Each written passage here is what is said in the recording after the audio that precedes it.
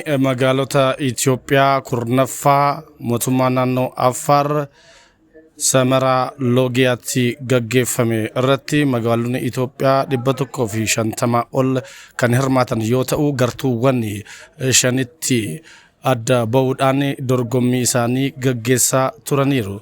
Dorgommii gartuu jalqabaa magaalota Riijiyoopoolii ta'an keessaa magaalonni waldura duubaan sadarkaa qabatan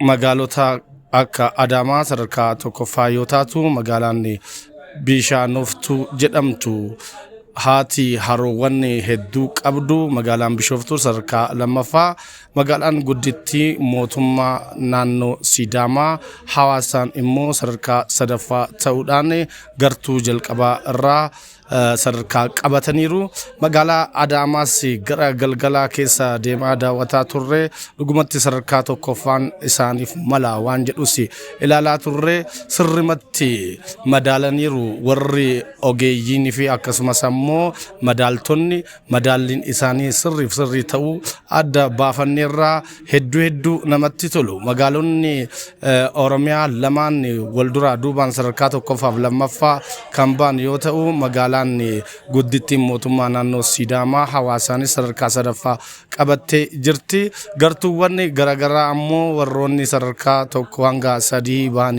kanneen akka Jimmaa, Baalee Roobee akkasumas ammoo magaalonni sadarkaa gadi irra jiran kanneen akka Maqii sadarkaa keessa galuu danda'aniiru.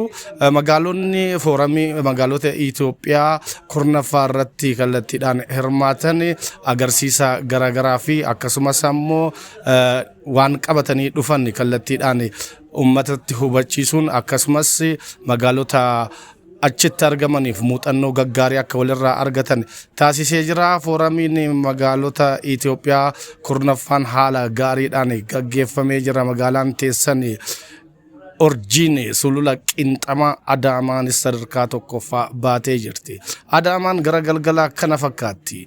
Isinis daawwadhaati yaada keessan itti kennaa jennaa hedduu isin galateeffanna.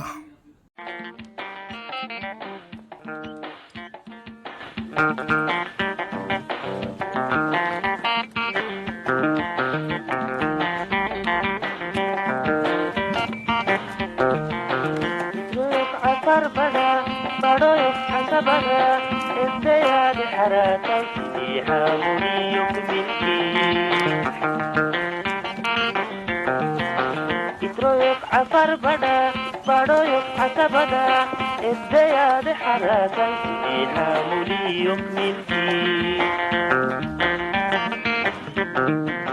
ترنا لنم جبريك ولنم غوريار هتبا عفر ايدادي انتو يبريسم هتبا فيا هاي سيكريسا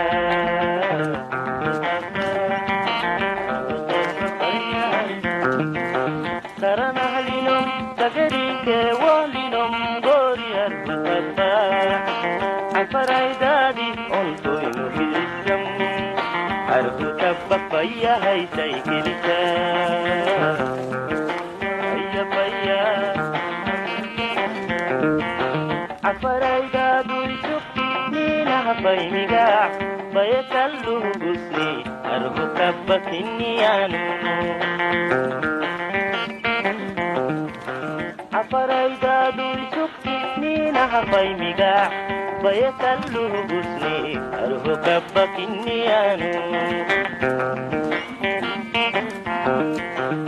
رمهلنم دقريك ولنم غوري أرهق تبا رمهلنم دقريك ولنم غوري أرهق تبا عفرايدادي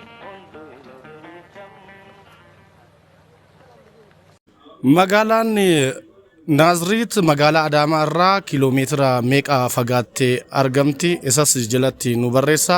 Akkasumas ammoo magaalaan Dabra Zayit magaalaa Bishooftuu irraa kiiloomeetira meeqa akka fagaattee argamtus koomentii jalatti nu barreessuu hin dagatina.